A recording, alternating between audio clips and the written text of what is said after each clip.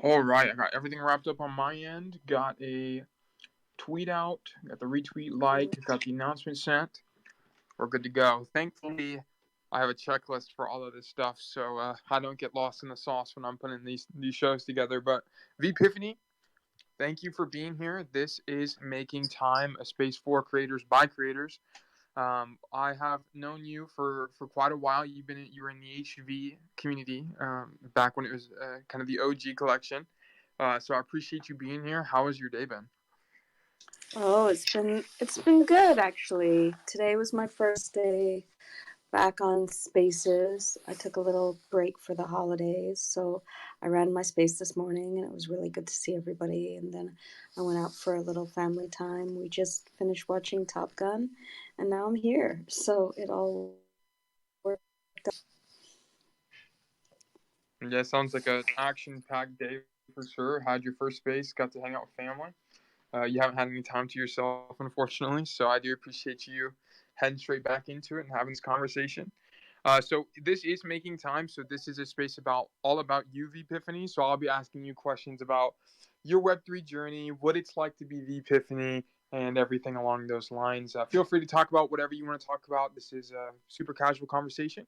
But if you are in the space, everyone in the space, if you can, please either hit the button at the bottom right corner or click on the space link I have at the Jumbotron and like, comment, and retweet the space to help us get the word of V Epiphany out there. So thank you guys for being here. I appreciate you taking your time out of your day to learn more about V Epiphany. And I will go ahead and begin with V Epiphany. What got you into Web3? So I followed Gary Vee, like many other people. I followed him for a long time. I was big into like sneaker flipping with my cousin and garage sailing. I do a little bit of, but I always was into like alternative investing. Like I've done some what's it crowdfunding of small businesses, wine investing. I mean this. I started in the stock market, but I always like to check out new fintech and everything. And I've been in and out of crypto for a number of years. And my dad kind of got in my head about it and said it was a scam, so I kind of sold off. And I got back. I returned to it last year. Um, you know, like I said, I followed Gary Vee. I was literally on the page for VeeFriends, about to press the buy button for VeeFriends, not really knowing what I was doing. And then I was like, this is a lot of money. What if this isn't right? What if this is like, this just disappears? And like 3 months later, people were selling for like 54K and stuff like that. And I was like, and that I guess was the moment when I was like, okay, this NFT thing is confusing, but I need to know more about it and I need to get into it because it's not going anywhere if this is what's happening now with VeeFriends. And then obviously you hear about the Bored Ape and the Mutant Ape and all the other things that are going on. So, and I'm older. I'm definitely one of the older people in the space. So I was like, well, I got to do it now because 5 years from now, I don't want to be looking back and being like, I should have done it 5 years ago and now I'm too old to do it, kind of thing. So, I jumped into it. I took a break from work, and I hadn't seen my sister for like nearly 2 years. So I went to visit her, and I took a couple months off from work. And during that time, I started listening to people on Clubhouse, in particular. I'm So Chris, who's now big player in crypto Twitter, and he's a founder. But I would do his TA every day, his crypto TA. Not, I wasn't investing at all. I'd done some forex trading in the past. Like, I didn't want to get back into it, but I was still interested in learning how to do TA better.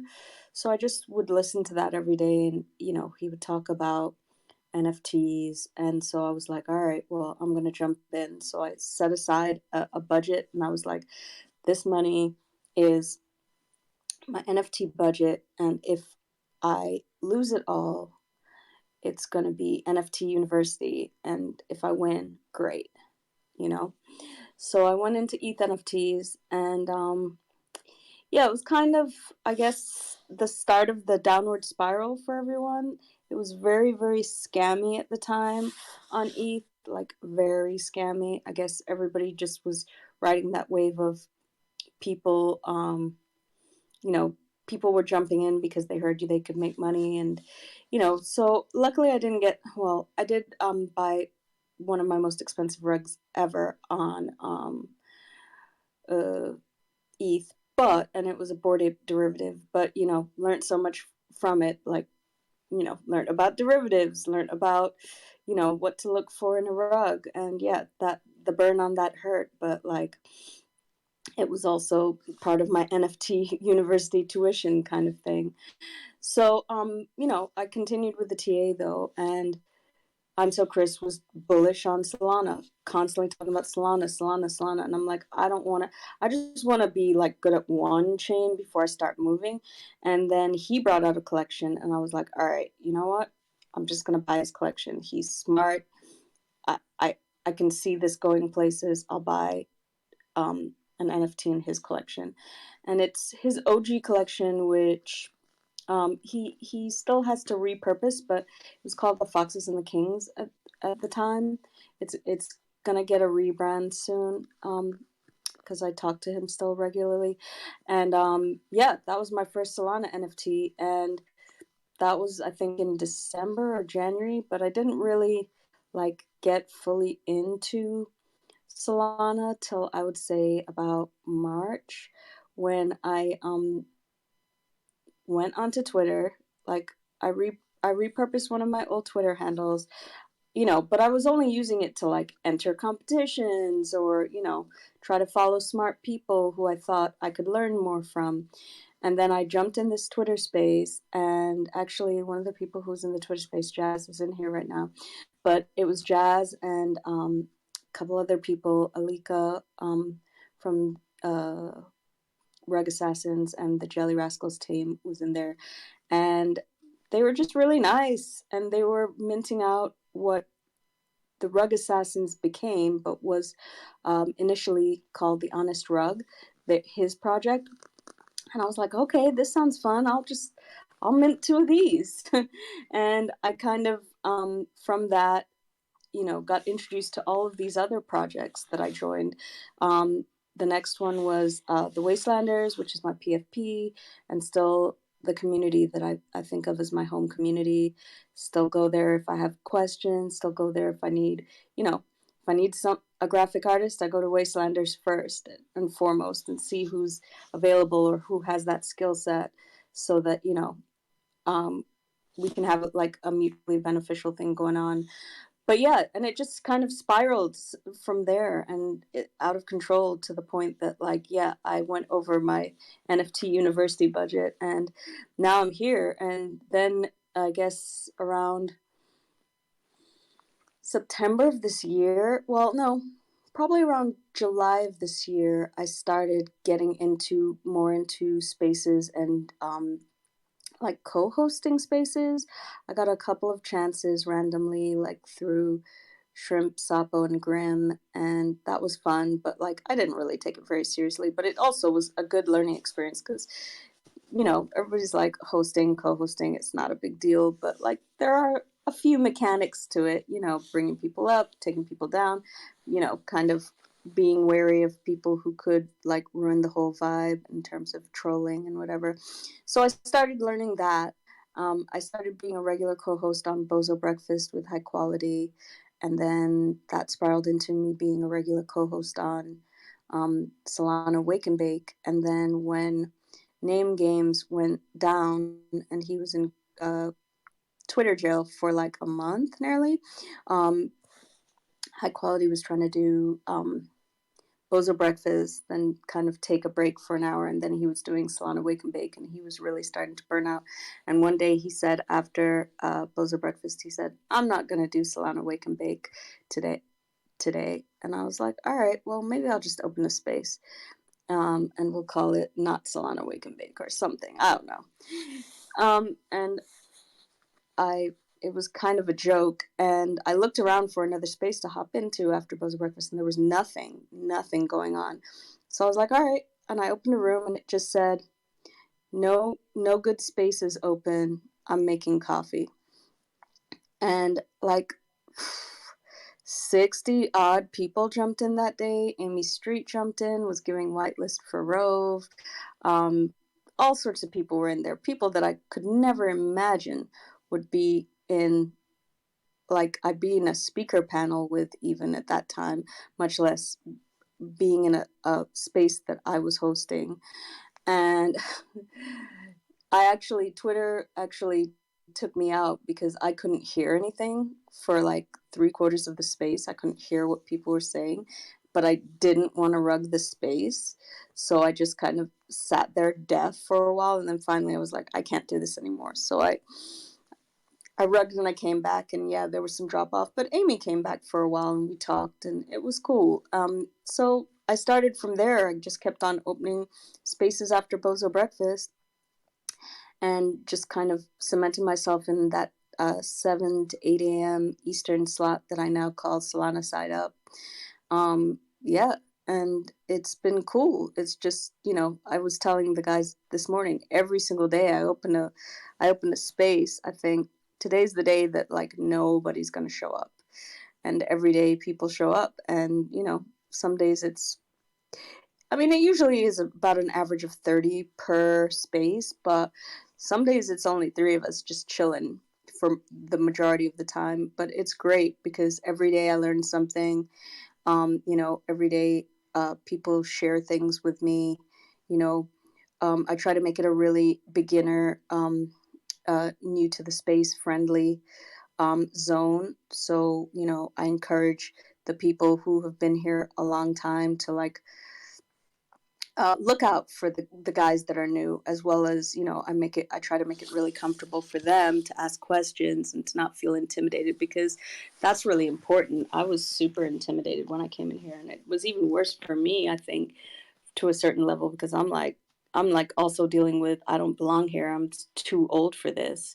So, it was nice that I had that great welcome from like people like Alika and Jazz and Wastelanders, and all of the different OG projects that I joined, even High Voltage. Like I became pretty close with you and Jericho, and Jericho started this Chef Dao thing, which we had so much fun with this summer. So yeah, it's just kind of, it spiraled into something that I could have never imagined. Like if you told me I guess it's over 6 months now, weird. If you told me 8 months ago that I would be hanging out with people on the internet Monday through Saturday, hosting a space, I would have been like, what the fuck is a space at this point? At that point. But, so I've come a long way in that respect, but it's been dope, and I'm still learning and enjoying it and exploring, and still kind of finding my feet in a way, but like I'm really enjoying it for the most part. No, for sure. That sounds like it. You went on your whole journey. It was interesting to kind of see how the puzzle pieces connected, right? And I think one thing that I've kind of seen from all of these stories I've heard on Making Time is you can never connect the dots looking forward, but looking backwards, it all makes sense, right? So it's interesting to see, like, yeah, if I'm in a similar situation, I've been around for a little bit longer. I've been around for maybe about a year in the NFT space, but um, if you told me 2 years ago I'd be talking to people digitally over the internet in Twitter Spaces, I'd be like, dude, I haven't touched Twitter in 7 years, right? So it's like I would not believe you at all. And it's just been an interesting journey, right? You kind of find what you're interested in. You find people you enjoy spending time with. You just find things to kind of attach yourself to and visions to attach yourself to. And you push yourself, and you're able to kind of discover your interests in Web3. But it's been interesting to hear about your story, how you kind of started with kind of learning from I'm So Chris and him talking about Solana, then taking a dive into Solana NFTs with his project and see where that's going, getting burned a couple of times on ETH and so on and so forth. But I did like how you mentioned you paid your tuition, right, to NFT University. And maybe you went overboard a little bit, but it is what it is, and we're still here today. So now you currently host a show called Solana Side Up, which you were talking about has kind of stemmed out of having being kind of a co-host in other spaces, but now you launch it yourself. So what's it been like to kind of been doing that on a day by day basis, and how is it different being a host of a space from being someone who's more of an observer, right? So how did it feel to transfer from someone more of an observer to someone more active in the space? Okay, so I guess going back to just going from like a listener to a speaker, I was fucking terrified. Um, I guess hindsight being 2020, I don't really know why, but I was terrified. I was like, you know, these people are gonna think I'm dumb. You know, all the things, all the irrational thoughts that you have when you're like in the fear zone were going through my head. But yeah, it.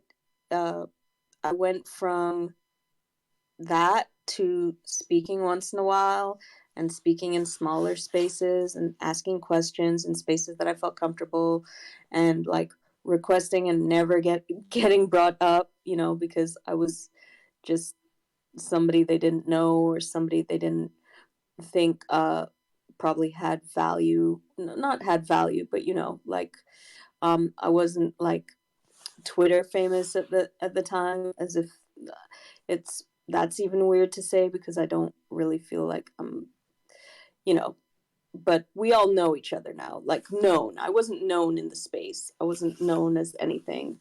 I was just this stranger like requesting up. So going from the stranger requesting up and not getting like accepted to getting accepted in every space and then moving into a space where people are saying, hey, let her co-host, and then going into Bozo Breakfast and just basically being the first to show up and really kind of just wanting the experience of that and being the first to show up pretty much every day for like 2 months so that I could get a co-host spot and I could try that out, to then going to a host. I mean, it's a huge evolution, but it's also like being a co-host, you still can be irresponsible.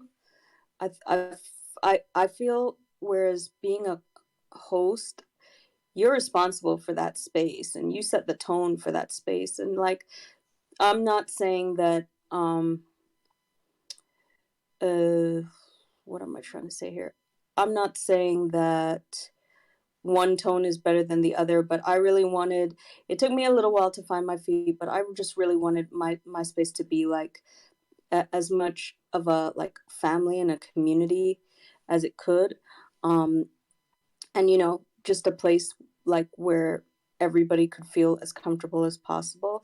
That doesn't mean that we don't go down ratchet tracks or we don't have these dark moments or, you know, people vent or whatever, but like at the end of the day, you know, I really take the responsibility of being a host and like um, adding value. Like my whole thing is I started to feel really like it was getting stale at one point, and I was like, should I be doing this? And I was like, I just don't think I'm bringing enough value to this whole situation. So you know, I took a week off because I was feeling really like on edge about it.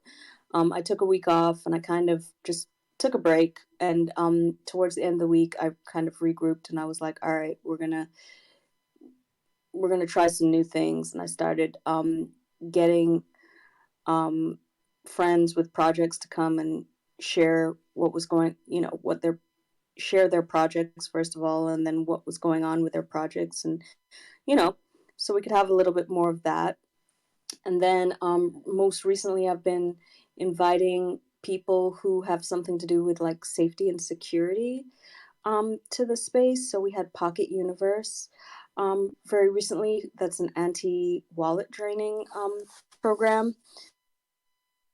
It's at the moment, but you know they are moving to Solana soon, and you know there's still people. There are a lot of people who are cross chain, so it's good for everybody to know. But you know, it's also, even that came out of a sense of responsibility to my space because people started throwing around like, oh, there's this. product called Wallet Guard and this product called Pocket Universe, and I hear this one's good. And I'm like, well, why don't we just hear from the project itself, and then you can make a decision on whether it's a good product or not, instead of taking somebody else's opinion of the product to get involved, you know?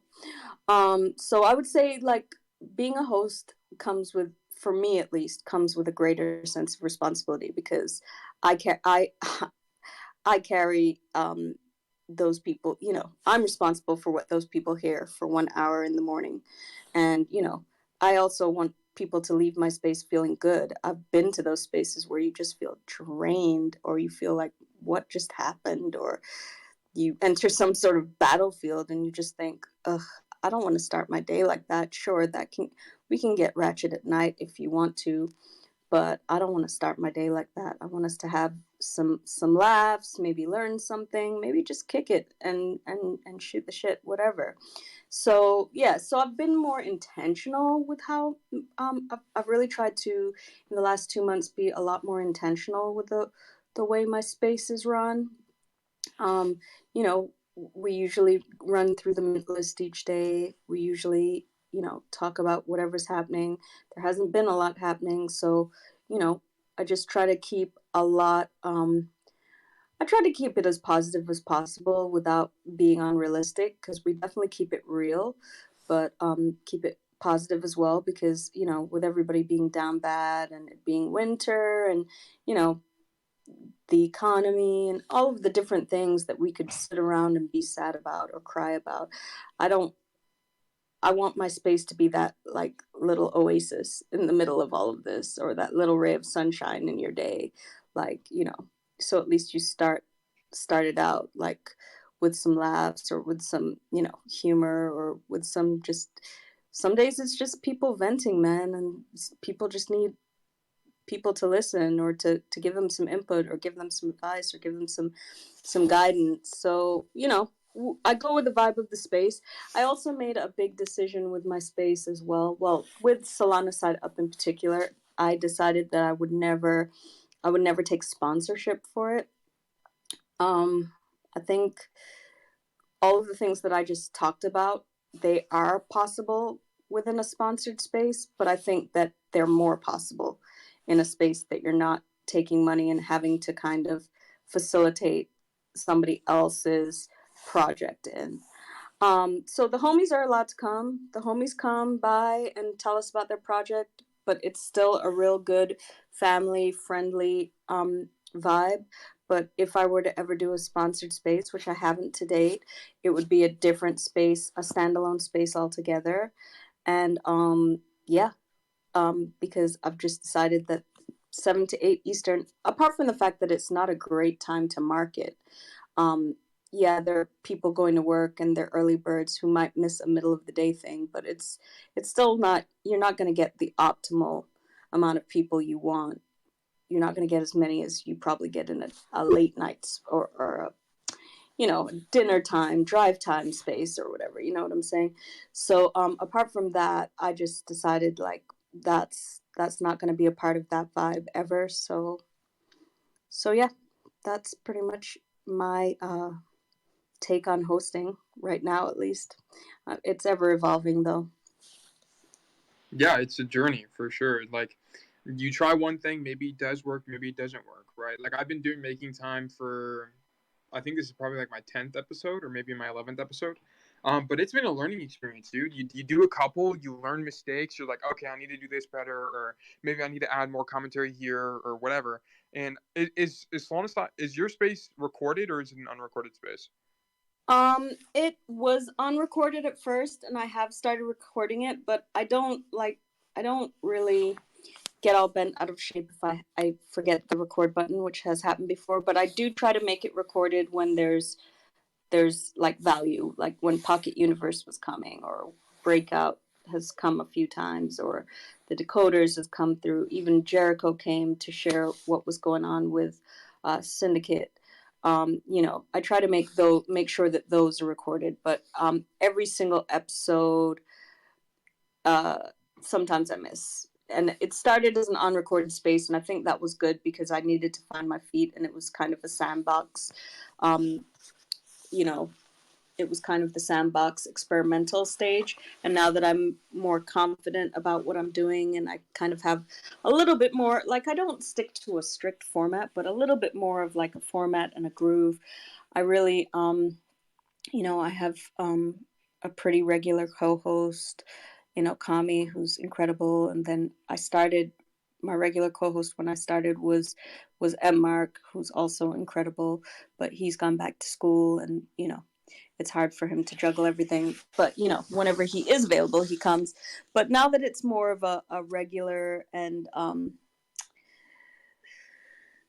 we're more well seasoned, shall we say, I try to record it. Yeah, and I think the thing that I wanted to mention about recorded spaces is they're extremely valuable as a space host, right? Because you can go back and you can re-listen to kind of what you talked about and maybe what you added to the conversation and be like, okay, maybe I should view that differently, or maybe I should approach that problem differently. And it's really helpful to be critical about how can I improve, right? Because with these unrecorded spaces, you only really improve basically like from the vibe you felt in the moment. You're like, maybe I was a little bit too aggressive there, but you can't go back and check it. So there's some value in having that recording, and especially when you're so new, right? You start learning very quickly, right? You learn like, okay, this was wrong. Okay, this was right. Like the first show of Making Time I did, completely different vibe, right? We had one of our writers on. His name is Enny. He's a phenomenal guy, but I definitely interviewed him completely different than how I'm interviewing you now, right? It's not as casual. It was a lot more personal, like as in like, where'd you go to school? How was your school experience? Like stuff like that. And now it's more like, what is your Web3 experience? And it's been an evolution, right? And that's in any kind of creative capacity or any entrepreneurial capacity. So one question did you have something you wanted to mention about that? I did just want to mention that it's also like part of that journey, and part of that learning journey is like, it's not always, it's never going to be the same, because every space is different. Every space has a different vibe. Every guest, in your case, every guest has a different vibe. So I've had people come to my space who said they wanted to talk about their project, and it was like pulling teeth a little bit. It was like eking the information out of them, and I just I struggled a little bit. I think and I'm sure everybody could sense it, but I did, you have to work through it because you're being recorded, or, whatever. These people are depending on the information. So you have to try a different way of getting the information so, we can all learn something. So, yeah, I mean, that part of the education is like, it is just ongoing, because every day is different. Last week, Thursday, I had like 5 trolls show up, and you have to handle them, and some days you handle them with grace and some days you don't, but you have to handle them no matter what. And that's a fine art. Just learning that is a fine art, and just identifying them and not even letting them up sometimes is kind of a skill set. Yeah, it takes an immense amount of acquired social intelligence, right? Being able to determine, okay, this is the vibe of the space right now. Who's going to contribute? Or okay, this isn't going to work. Let's shut this down. Or also like being able to feel it day by day is such an important thing, right? Because you might have some kind of tone going on. Maybe you're talking exclusively about alpha. You don't want to bring like more casual speakers in, or you don't want to change it up, right? Especially, and then it's funny how you mentioned you had to eke out information from someone who came up. I've had that experience before, and that's a totally different tone for a space and a conversation. And I think one thing that's really important to remember as a space host, a speaker, or anything like that is ultimately you're while you're talking to your friends and having casual conversation, there is an audience, right? You have to be conscious of the audience. Make sure points, especially in bigger spaces, make sure points are pretty quick. You wrap it up. You don't go on rants. And that's hard, right? That's a skill you have to kind of tailor and refine and grow as a speaker. But we are running about time, and I do want to be kind of considerate of you spending your time here, V Epiphany. Once again, thanks so much for being here. Like, it's totally awesome to interview you, learn more about your experience and your story in Web3. Thank you. Of course. So my last question for you is, If you had to start over in Web3, what would you do differently? Who I would what would I do differently? Hmm. I would have not bought that weird deer project on ETH. Um, that was a different rug. But I mean, most of it. I mean, it's led me to this point, and I'm really happy with where I'm at. So yeah, there are a couple of things that I'd probably tweak along the way, but I think that for the most part, nothing. I mean, I'm happy with where I'm at. I'm happy that you know I can pretty much move through most communities and identify people as friends, or at least people that I'm friendly with. I have a lot of people I can in my network that I can reach out for help. I mean, Fitzy's here. I was crying to Fitzy on Monday because there's this one um, NFT trait that I wanted in an NFT I wanted to buy. Fitzy's been sending me every NFT he's seen on the floor since then, and I actually got one today. So, and that's, I guess, one of the things that I definitely would like to highlight is, it sounds so cliche, like your network is your net worth, but like I've gotten so much, and I'm not even talking about financial because obviously we're still in a kind of weird down bad situation, but I've got so much value just in the people I've been able to meet and talk to, and get personal with in some way, shape, or form. And I'm so grateful for that. So as much as the money is wonderful, and I don't want it to sound like I'm some like Mother Teresa character, because I'm definitely not. I like money just as much as everybody else, right? But there's certain things that I value more than that. And let's say that everything burns to the ground tomorrow, I would still say that it was completely worth it, because I met all of these incredible people and learned all of this incredible stuff. Yeah, I mean, I would absolutely agree. I've made a ton of terrible decisions. My Web3 journey started with getting margin called in losing my entire position while trading leverage. Do I regret that? Sometimes, but do I wish it never happened? Absolutely not, because you learn valuable lessons, right? And those add up to kind of make you the person you are today. And it makes you think, if it were not for all of these mistakes that I've made, I would have never met these awesome people. So it is what it is. You learn and you live, and you become who you are today. So Epiphany, I love what you're mentioning, and I appreciate you kind of taking your time out of your day to talk to us and talk more about your Web3 journey and your experience as a space host.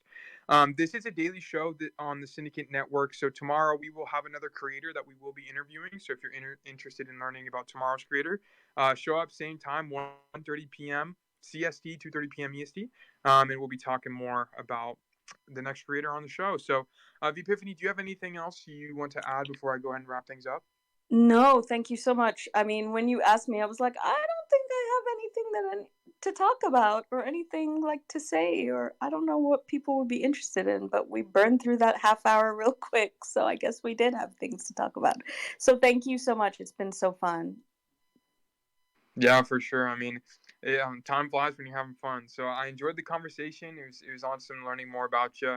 And thank you for your time. And also, everyone in the audience, thank you for being here and learning more about Epiphany. We appreciate you guys supporting creators in the ecosystem. Without you guys, we would not be where we are. And we're all in this together. So thank you so much, everyone. I appreciate your time once again. I can't say that enough. And I hope you guys have a fantastic rest of your day. Thank you so much. Bye. Thanks. Bye bye.